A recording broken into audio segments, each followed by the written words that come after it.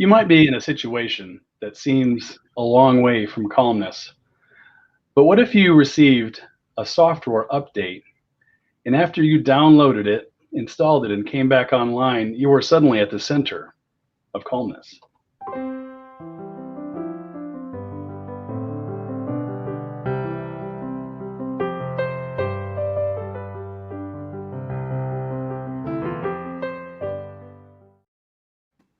Good evening, everyone, and welcome back to another episode of the Center of Calmness. And tonight we're super blessed to have Daisy Papp with us. Welcome, Daisy. Hello, DK. Thank you so much for the invite. I feel very, very honored. We're honored to have you. Thanks for joining us. And how are things with you in Florida Keys? Oh, well, it's quite calm. So I am in the center of calmness, not only within me, but it is really a very, very quiet place on earth. And I truly enjoy that. Excellent. So I imagine from the vantage point of the Keys, you may have avoided a lot of the excitement and turmoil that other areas of the U.S. have been experiencing. I can say so, yes. And I work from home most of the time. So especially during these times that I do that since 10 years, so that I do video consultations, and that is very, very used for me. So that's not something that's new, so I'm very used to that. And I very much enjoy that, laid back and doing my own schedule, and enjoy the peace and of course the ocean view. I see that you love the ocean too, because it is so calming and centering, right? That's why you use it that. Yeah, and actually that is where I found my first experience of being truly at the center of calmness. Even for just a moment, I would just simply step out of. At the time, I lived off the Atlantic Ocean on the east coast of Florida, actually. Oh, nice. And I would walk out into the ocean just a little ways, and just allow my energy to ground into the waves, and let the waves come up, and just the interchange of energy was enough to completely ground me. And that was my first experience. And how old were you? It was not so long ago, actually. When would that have been exactly? I probably was 38-ish, something like that. Ah, wonderful. Yeah. Good for you. Yeah, so that my story is along that line is fairly long. We'll have to speak of that at some point. Yes. But I am curious about your story, as far as how did you get to where you are, where you have so many solutions that help people and individuals, as well as performance athletes and folks in many different situations, executives, reach a position where they're able to generate a higher level of performance than ever before. And I see that your methods bring them through a center of calmness, so to speak. But how did this journey and how did this approach begin for you, all the way at the beginning of where this all started? Oh, okay. So I was born and raised in Germany, and I had a wonderful, wonderful family life. I was actually born into, I do believe, one of the most beautiful family settings possible. And it was very calm, and it was very harmonious, very respectful environment. Values, morals were very present. And when I was 8 years old, my father was about to drive his parents back to their home, and I was supposed to drive with them and my mom. And last minute, my father turns towards me and he says, "Daisy, you know what? You better stay home with your brother," who was 7 years older than I was. So I was a little bit disappointed, but what does an 8-year-old do? So, she's coping with it, playing with the dolls or the teddy bear or the cat. And the next morning I went to school, and so did my brother. And when I came home for lunch, I saw that things were not the same, because I saw tears in my brother's eyes, and the neighbors, who were kind of like substitute parents, the next best thing from being home. And they told me that there was an accident and 2 of the passengers died. At that time, it was before telex. Maybe they had telex, I'm not sure about that. It was 1977.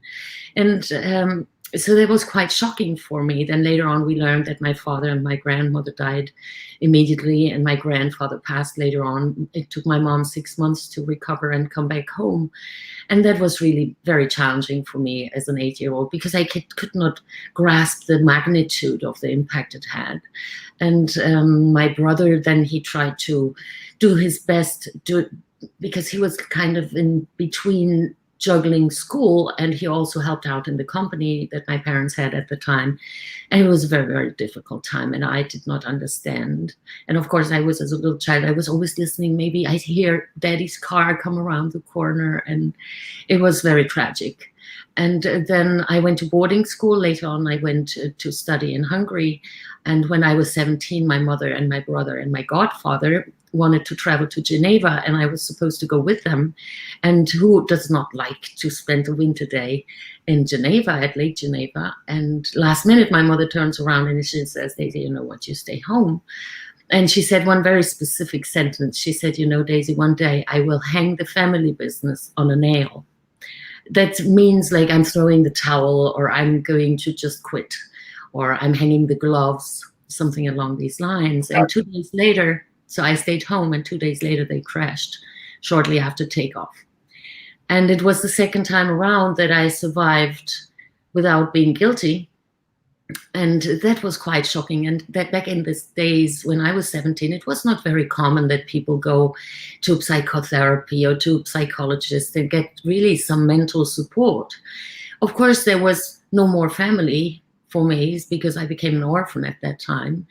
And it was very, very challenging. And I tried to cope with what I had, the coping skills that I had at that time, which were, of course, mostly around horses, because my dream was to ride the Olympics and dressage. And so everything was about breeding horses, training horses, selecting horses, and being around horses, loving horses, riding them. And so that was my absolute vision. And that idea, that dream that popped the moment when the plane crashed.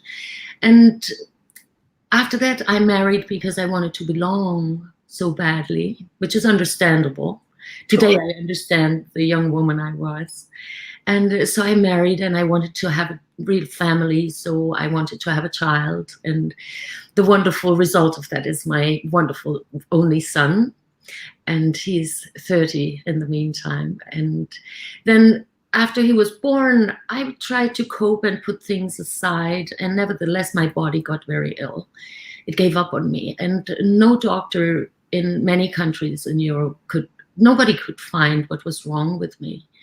And I was losing weight. I was like about 95 pounds, and I was skin and bones, and I could barely walk straight up. And nobody really knew what was wrong with me. I really thought, if that is all that life has in for me, I do not really want to live. And I had my baby son, so I did not want him to endure the same kind of tragedy growing up abandoned. So therefore, I tried to continue living and continue life. And a girlfriend of mine, she said to me, I heard of a doctor and I'd like you to make an appointment with her. And I made the appointment. My girlfriend picked me up. At that time, I couldn't even drive. And so I walk in barely into the doctor's office, and she sits me down, and then, there's a footrest. It was very comfortable. And I had no idea what she was doing with me. But after an hour, I felt for the first time really kind of uplifted, and as if really so much weight was released. And I turned to her and I said, I do not know what you did to me, but I want to study that. So a few weeks later, I found myself in class for NLP, which is neuro-linguistic programming. And I became a master of that, a master practitioner in 2 years. And I really enjoyed doing that, besides other things that I did in my life. And I realized that sometimes I get amazing results and sometimes not so much. And I thought there must be another way. So I continued studying. Then everything that I found that could be maybe implemented in this, I was just like a little cute vacuum cleaner, trying to pick all the knowledge and wisdom that could be helpful. And eventually in 2008, I founded Self-Recoding, which is all about mindset evolution and software update, actually, and self-recoding, because who am I to recode you? Right? Absolutely. So I can right?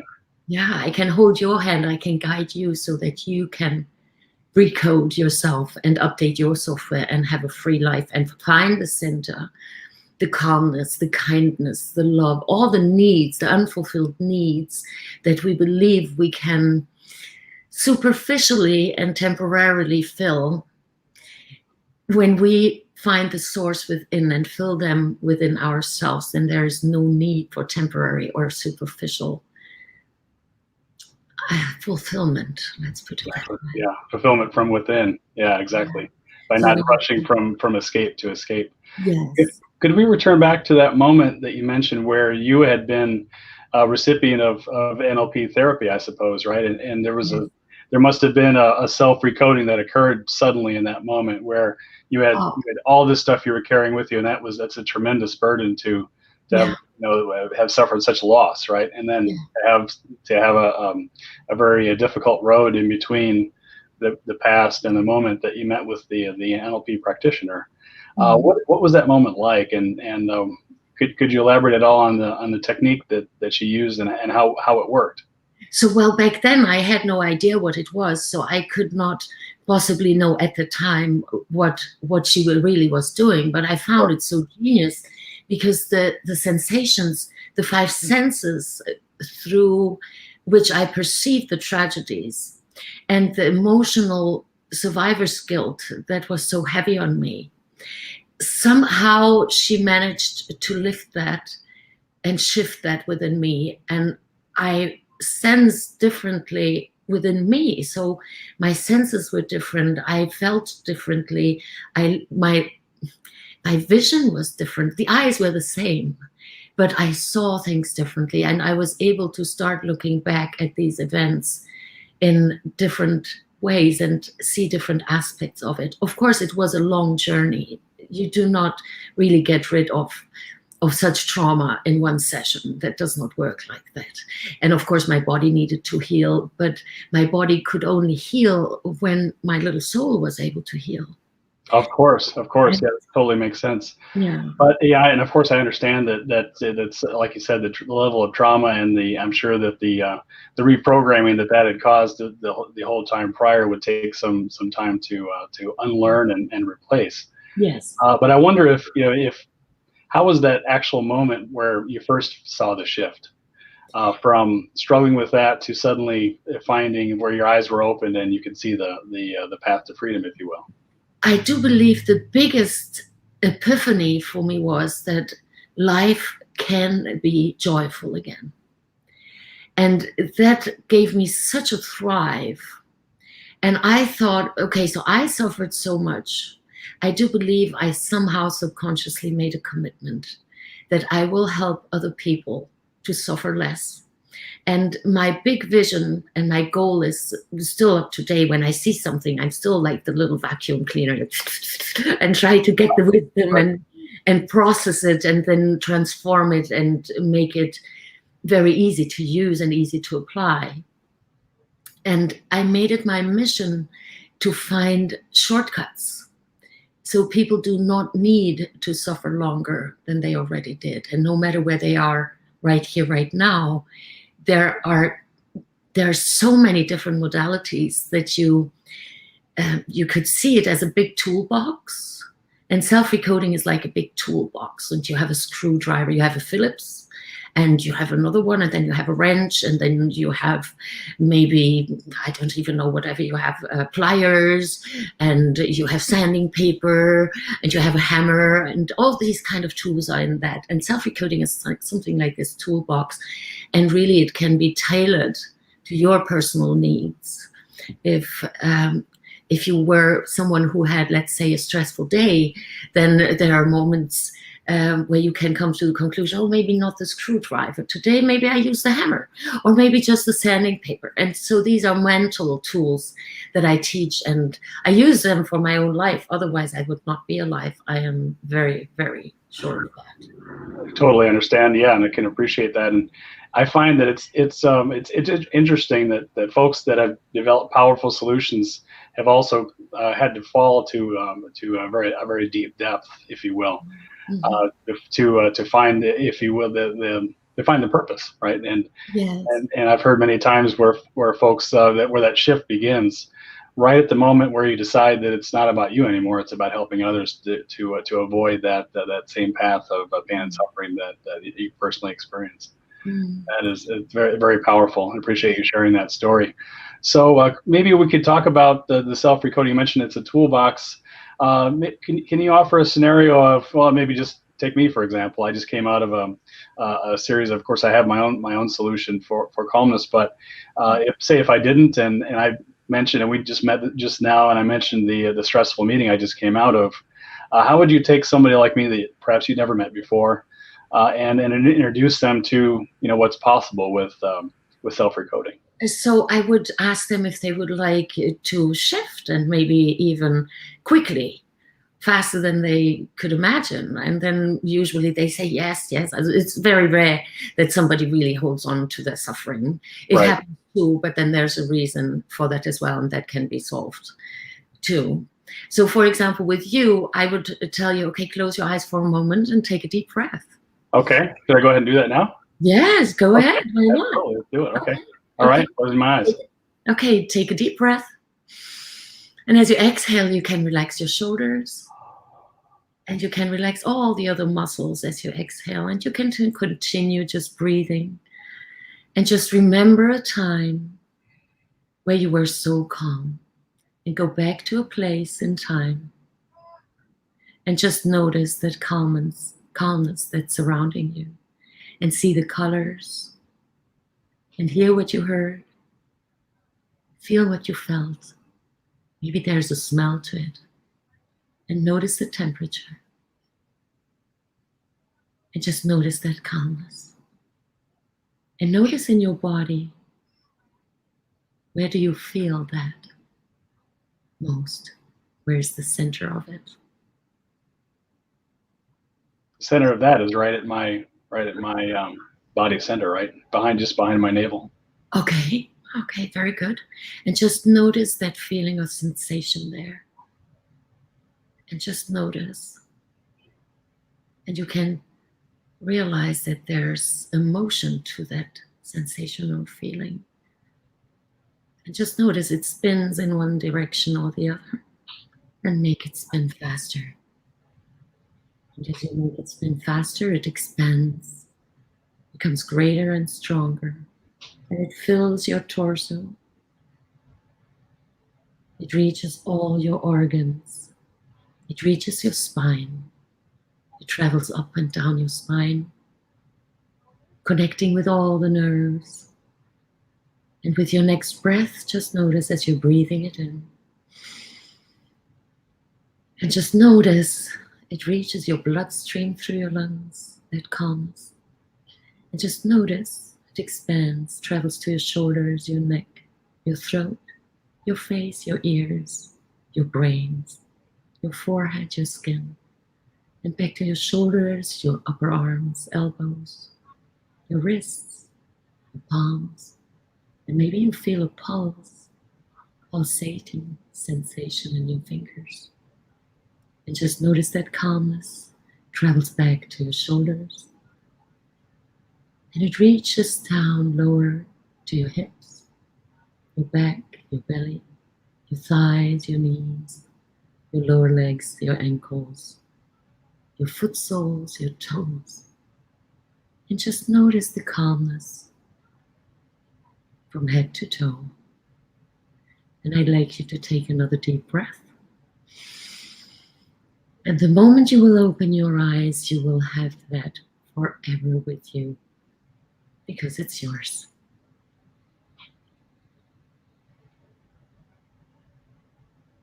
Excellent. Wow, that's outstanding. Okay, so that's how we do it.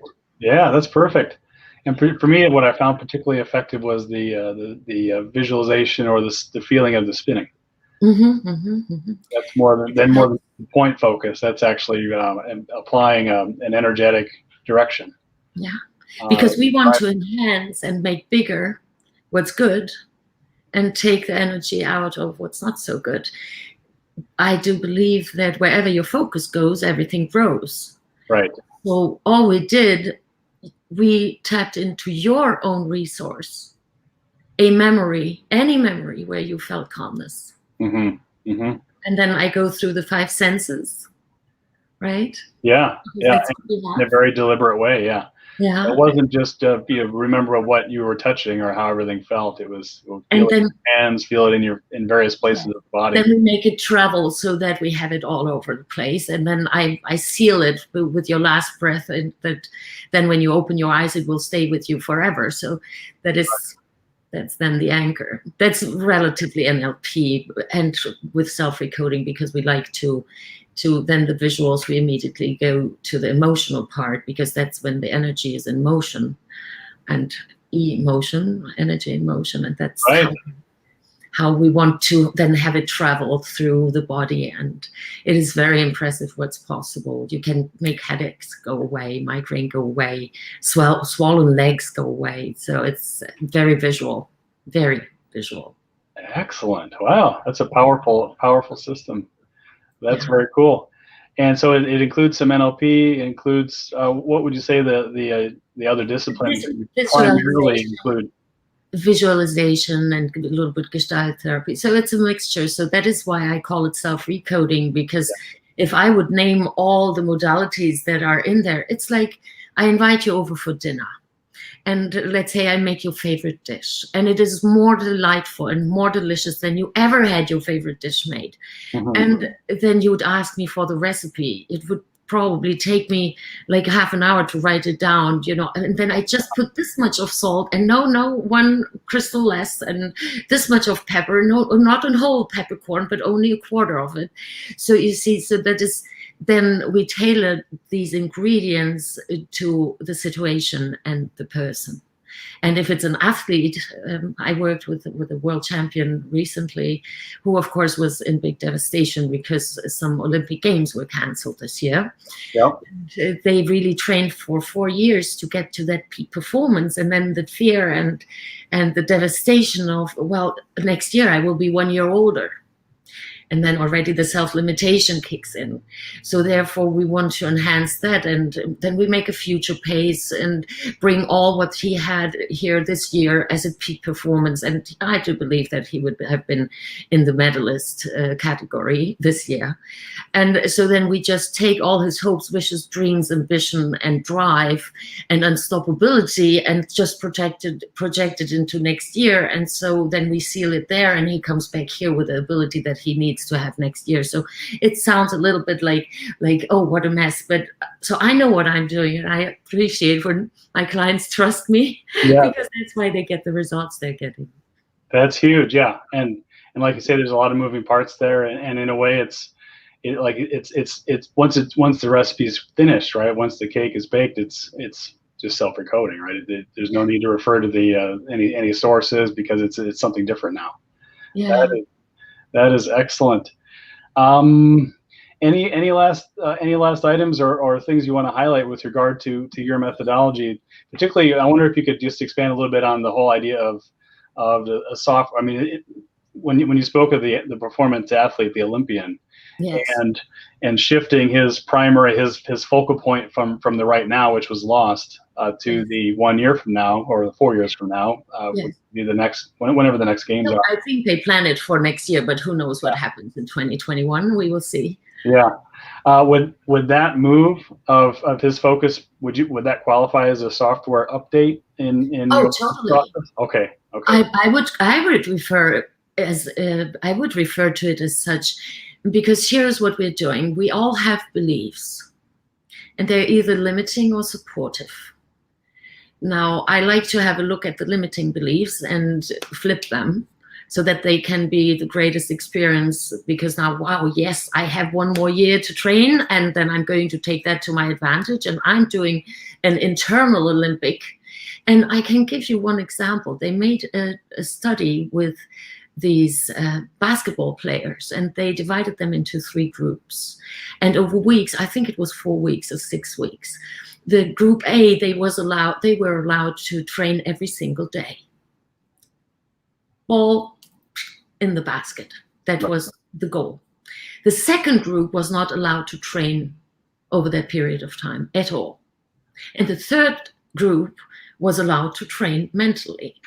And they were sitting there with closed eyes, And they were imagining as they were tapping this ball and holding it and then just taking it and tuck. And they imagined that the ball would go into the basket, just like that.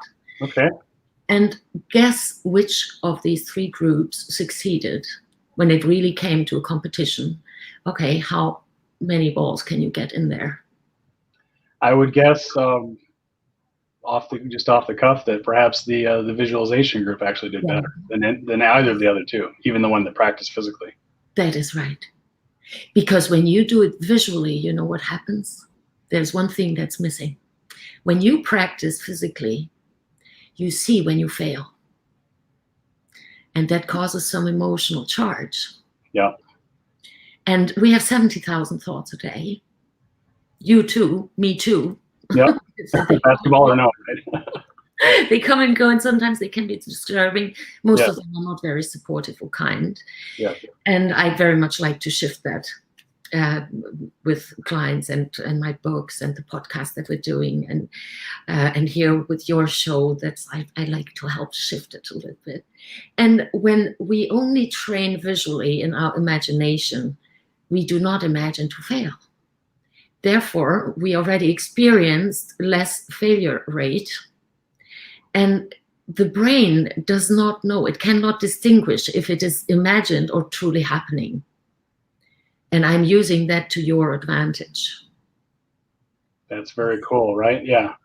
So really, it's a method of very detailed positive affirmation and actually programming all of the elements of the body-mind system through visualization. So instead of 1,000 baskets with perhaps 400 failures, which would actually be pretty good, it's 1,000 successful visualizations of the perfect basket. Now imagine that must be much more powerful, and that is fact. So these studies were were done. I did not do them. I wish I would have participated, and it would be really exciting. Right. And on the other hand, now when we had failure, I do believe that it is very important to have a look at them and recode them.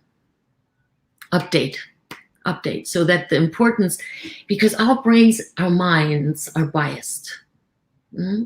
It always tries to keep you safe. That's the subconscious mind, that it's its highest purpose to keep you safe.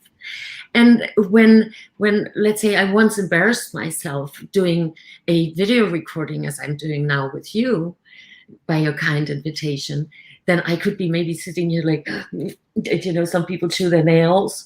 But then if I have a look at that memory, if it happened to me once, and I recode that, then I do not sit here right now remembering how embarrassed I was back then, but I can be in the here and now. And therefore, I can find the center of calmness within me at any given moment. Absolutely. Wow. That's a perfect way to close it up. Yeah, essentially discarding the failure of the past and just accepting yourself and what you bring right here in this very moment. Yes, and it's always back to energy and motion. And there's one more thing that I truly believe is one of the most powerful things that self-recoding, not self-recoding came up with it. Well, actually, I wrote the book about it, but the formula for finding true love. It is not necessarily meant in a romantic way, but I'm applying that with really big corporations. And then they think, oh, there comes this lady, walks in here, or she sits in front of the Zoom meeting, and now she's trying to teach us love. Oh my goodness, was she good. And then there are people who are divorced or just want to divorce, or some people who are single forever, or some people who just don't feel attractive enough. And then they think I'm going to just tell them all about love. And then they're very surprised because it's not, because I'm teaching them a very, very simple formula that they can apply to everything in any area in their lives. Maybe corporate, can be public relations, can be community, family, through intimate relationships. And that is such a breakthrough. All my clients who sign up with me will go eventually through the process. It depends on how they evolve and how they grow.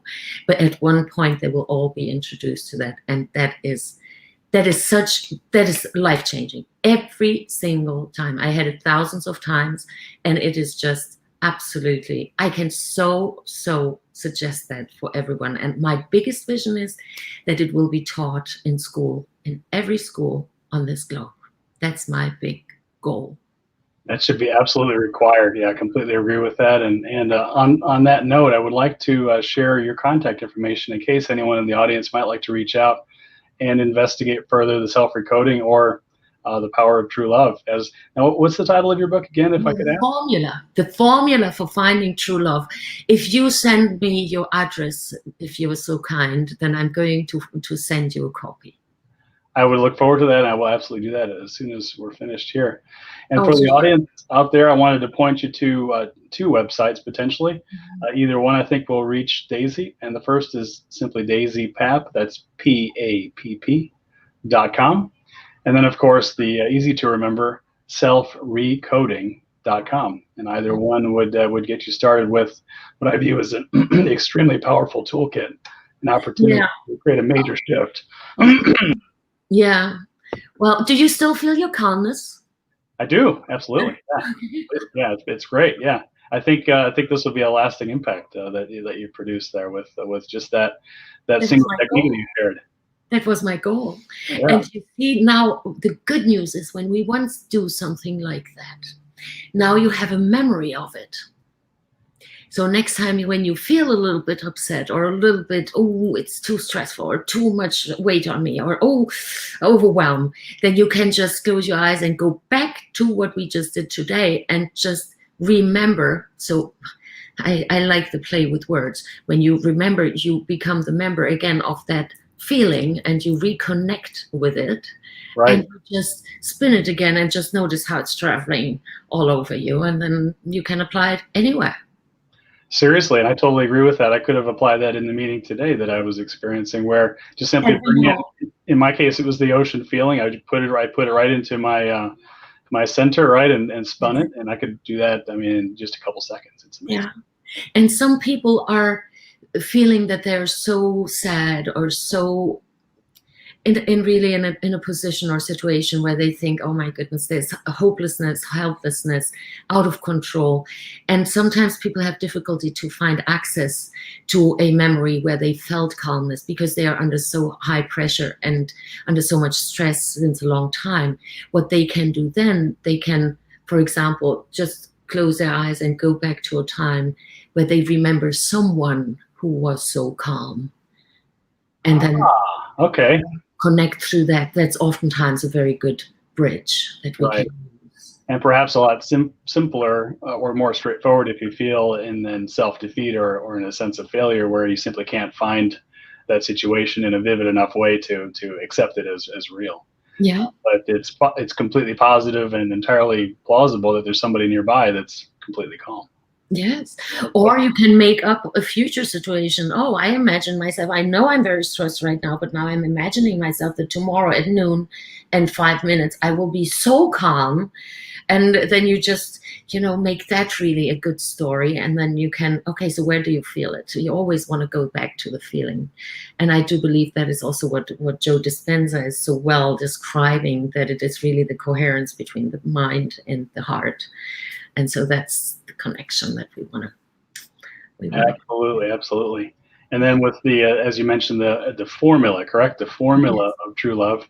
I just wanted to close on this thought that that formula couldn't be more necessary than right now when I feel, at least here, and I think globally, where the forces of the world are not bringing us together, but it's happening the opposite. It's threatening to tear us apart, and it's only our own power, as well as, I suppose, higher power as well, that will through some of these techniques and through this formula that will allow us to continue as a community, as a loving community going forward.